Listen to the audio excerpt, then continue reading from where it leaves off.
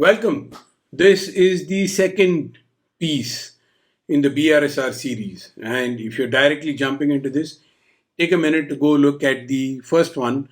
But here's why this series is so interesting. There are so many interesting questions that are going to get answered. And I'm going to share in this session, I'm going to share with you what those questions are going to be, and you'll see why it's so interesting. Imagine you're going to learn about which companies figure in India's top 1,000 list. When SEBI says, I want BRSR reporting from the top 1,000 companies by value in India, which are those top 1,000 companies? Who's the first? Who's the last?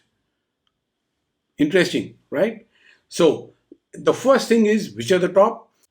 The next thing you'll want to know is which industries do these top 1,000 companies come from? So, for example, we can say that State Bank of India is a bank. Banking is the industry, State Bank of India is the company. So, all these 1,000 companies get grouped into industries. Group them and find that each of these groups has similar issues. That's why we group companies by industry. So these 1,000 companies represent which all industries? That's an interesting question as well. For example, I can tell you right now that the top industry in this list is banks and non banking financial companies, and the second is IT and software services. And what are the rest? That's the kind of information you're going to get in this series. How do these companies rank on turnover? Now, mind you, this is not a series on investing. So, I will share with you ranks of companies ranked on sales turnover, but I will not be sharing with you what the turnover is. That's just to make sure that you don't jump in and try to do some financial investments that requires a lot more information and other stuff. Maybe we'll do that for you later on, but right now this one is just about sustainability reporting. Now, why is turnover important? Turnover, sales, is an indication of activity, and a company that engages in activities like manufacturing means there could be smoke being generated, there could be emissions, there could be carbon dioxide, or there might be the consumption of water, there might be effluents from the production unit. There are a number of workers working over there. A company with a turnover of 60,000 crores is going to have more workers than a company of 300 crores turnover, for example. So, sales turnover is a surrogate, a proxy for activity levels.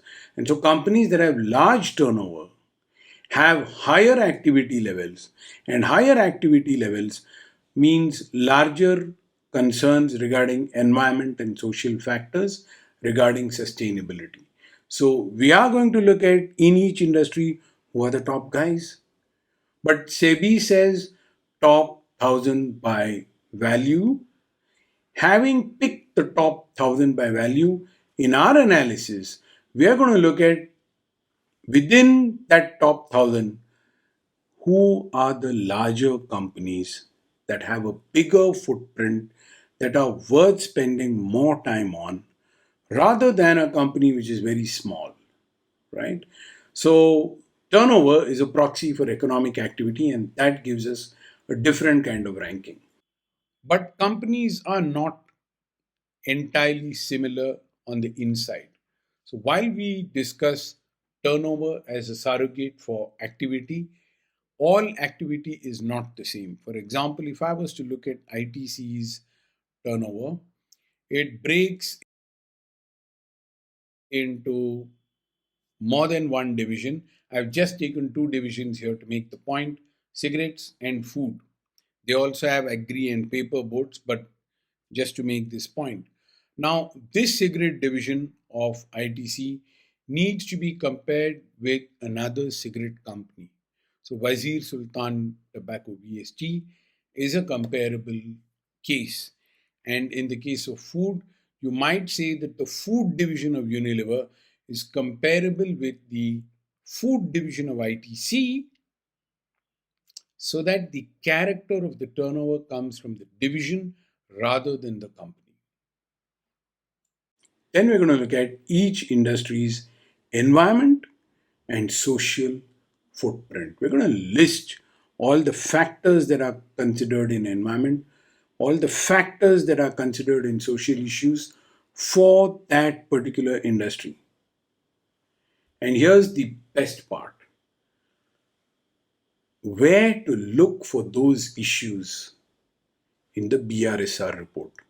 A company puts out a BRSR report, might be 50 to 60 pages long, and it might have an accompanying corporate social responsibility report, which might be 200 pages long, and a broader generic sustainability statement, which might be 300 pages long. And you, a concerned citizen or a practitioner, want to find out how many contract laborers does this company have. So we frame the questions for you, what's important in this industry, and we map that to where in the BRSR report should you look to find that particular answer. Maybe you're very interested in water and nothing else. You can directly look into the BRSR report of the company, go straight to where water is mentioned, get the information that you require. So you do not have to wade through tens of pages. You just use our research reports and find the section that interests you. You could be someone that's very interested in the recycling of e-waste. You could be someone that's interested in how much material does a particular industry consume. But not all companies within an industry handle those issues similarly. For example, company H and company A belong in the same industry, therefore, they have similar environment issues, similar kind of a sustainability pattern. But it's entirely possible that company H manages those issues better.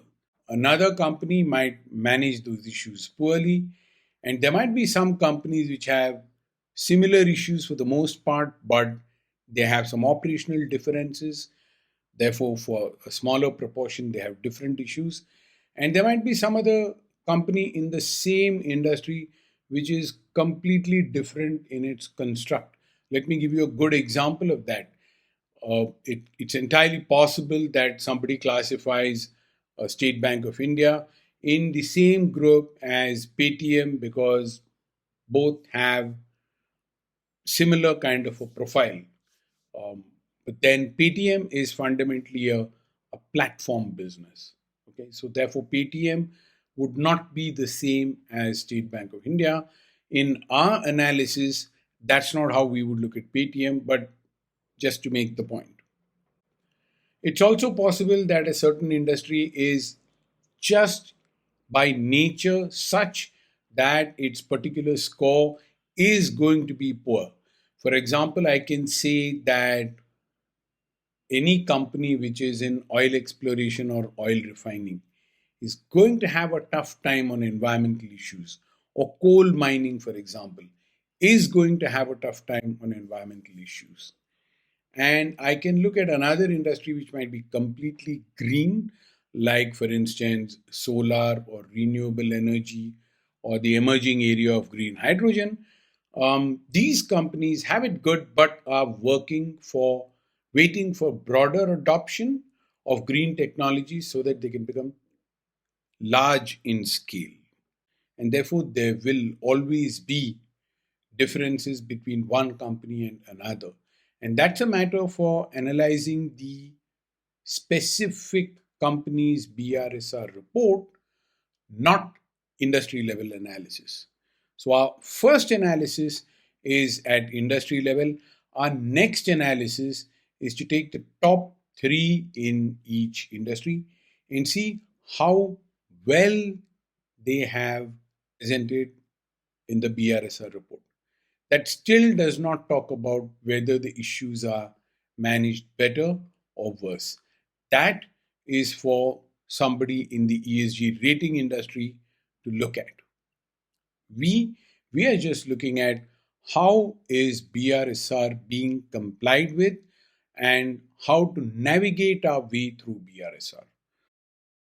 Go find the data point that interests you across these 1,000 companies, create something worthwhile, make a difference to the society in which you live.